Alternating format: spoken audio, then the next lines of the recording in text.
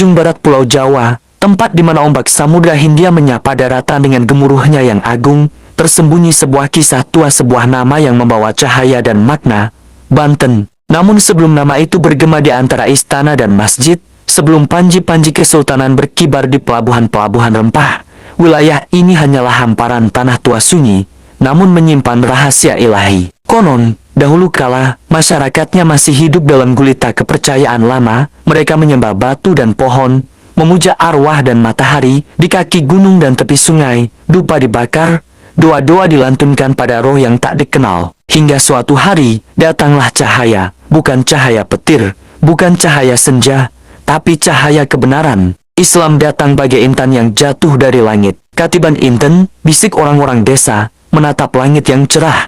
Saat seorang penyebar dakwah menginjakan kaki di tanah mereka, cahaya itu bukan membakar, melainkan menyinari. Ia masuk ke relung hati penduduk, memadamkan api sesat, dan menyalakan lentera iman.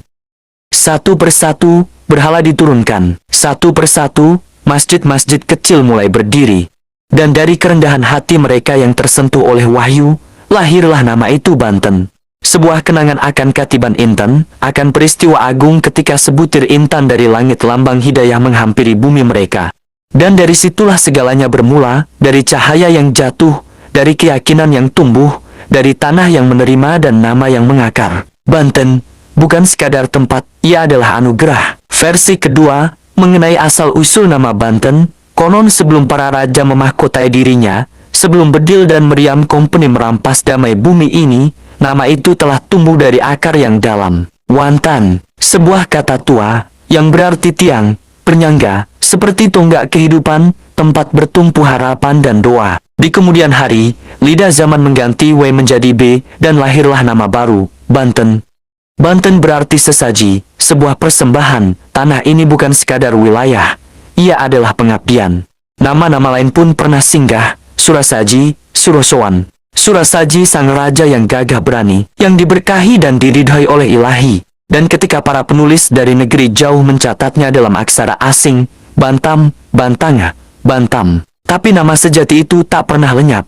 Banten bukan sekadar nama, ia adalah jiwa, adalah doa, adalah tiang yang menyanggah harga diri orang-orangnya. Ada satu kisah, sebuah versi yang disampaikan turun-temurun, tentang asal-usul nama Banten. Bukan dari sungai, bukan dari kerajaan, melainkan dari satu kata sederhana, bantahan. Ya, bantahan, sebuah kata yang berarti menolak, menentang, melawan. Konon, dahulu kala, ketika para penjajah datang dengan seragam dan senapan, mereka pikir tanah ini akan mudah ditundukkan. Mereka pikir rakyat di pesisir barat ini akan bertekuk lutut, seperti yang lain. Tapi mereka salah besar. Karena di tanah ini, mereka bertemu dengan orang-orang yang keras kepala dalam kebaikan, yang menolak tunduk, yang menganggap diam adalah kehinaan, yang menjadikan perlawanan sebagai ibadah. Di masjid, para ulama tak hanya mengajarkan syahadat, tapi juga keberanian. Di sawah, para petani menggenggam cangkul dan niat jihad. Di hutan, para jawara bersumpah tidak akan menyerah sampai hembusan napas terakhir. Itulah bantahan yang sesungguhnya, bukan sekadar berkata tidak, tapi menjadikan hidup ini sebagai bantahan terhadap ketidakadilan, sebagai bantahan terhadap penjajahan, sebagai bantahan terhadap kemungkaran. Mereka dihukum, mereka ditindas, mereka dibuang ke pengasingan, tapi mereka tidak pernah berhenti. Satu demi satu gugur, namun yang lahir selalu lebih banyak dari yang mati, seakan setiap tetes darah yang tumpah melahirkan 10 semangat baru.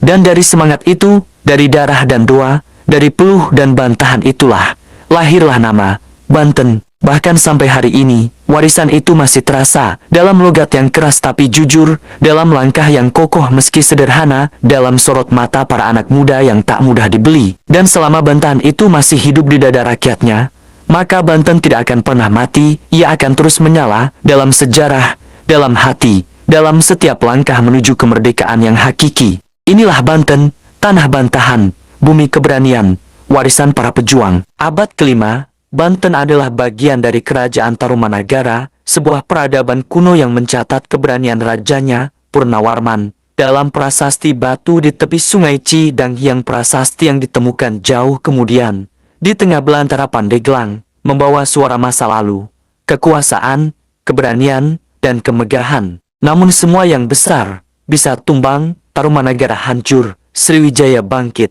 tapi dari reruntuhan, berdiri kembali, kerajaan Sunda, warisan luhur Pakuan Pajajaran, tempat tahta Sri Baduga Maharaja disucikan, tempat Palangka Sriman Sriwacana dijunjung tinggi oleh ratu dan rakyat.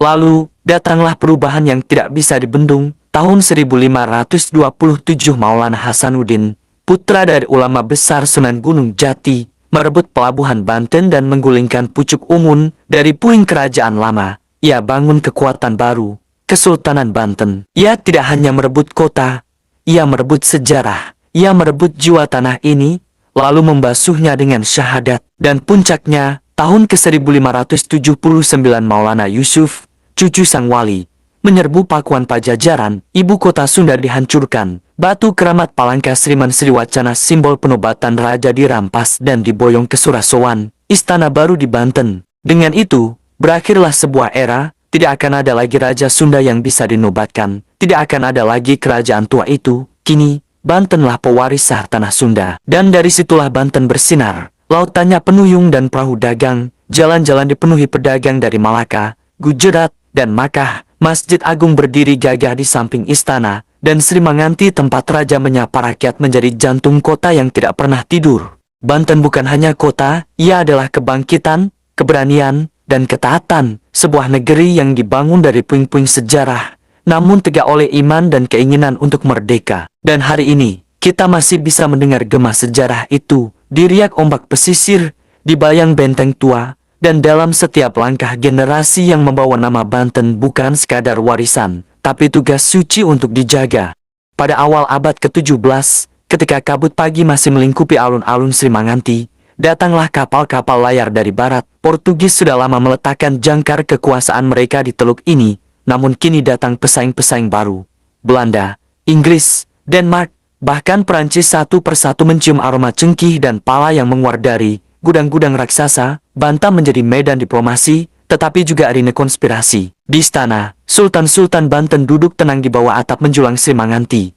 Wajah mereka disinari cahaya sore yang menguning. Mereka tak hanya raja, tapi juga nakoda peradaban, menjaga keseimbangan antara syariat dan pasar, antara langit dan laut. Namun di balik tirai damai, Eropa membawa api, meriam, taktik, dan ambisi imperial. Tahun 1601, langit perairan Banten memerah oleh ledakan. Armada Portugis dihancurkan oleh kekuatan maritim Belanda. Jeritan baja dan kayu patah bergema di lautan. Pelaut-pelaut Lusitania yang dulu angkuh kini terhempas, melarikan diri dalam kekalahan. Belanda mengambil tempat mereka pertama sebagai tamu, kemudian sebagai penjaga gerbang, lalu penguasa tak tampak. Inggris mencoba bertahan, mendirikan loji dan berharap pada diplomasi, tapi Batavia tumbuh dengan cepat di bawah bayang VOC. Tahun 1619, Inggris terusir dari Batavia. Tahun 1684, mereka meninggalkan Banten kalah dalam permainan api dan perjanjian, meski pelabuhan masih menyimpan gema langkah mereka. Banten meredup perlahan, bukan karena cahaya dalam dirinya padam, tetapi karena jaring kekuasaan Belanda membelitnya kuat. 2 abad kemudian, saat bumi Nusantara mulai bergemuruh oleh kesadaran baru, datanglah peraturan kolonial pada 1 Januari tahun 1926. Dalam dingin tinta Stadsblad, Hindia Belanda mengukir batas baru. Provinsi West Java lahir, dan Banten, tanah kerajaan tua itu, menjadi hanya salah satu keresidenan. Bantam Regentschapin. Bangunan istana dijadikan kantor, pasar-pasar dikendalikan, dan sungai-sungai yang dulu mengalirkan emas kini diawasi penjaga berseragam. Namun sejarah tidak mati, ia bersemayam dalam batu, dalam masjid tua yang masih berdiri, dalam nama anak-anak yang masih memanggil leluhurnya dengan bangga. Kami orang Banten. Di balik reruntuhan pelabuhan dan loji tua, suara ombak masih menyanyikan puisi perlawanan, dan dalam jiwa tanah ini, semangat dagang, keberanian, dan kemerdekaan masih berkobar menunggu untuk bangkit kembali.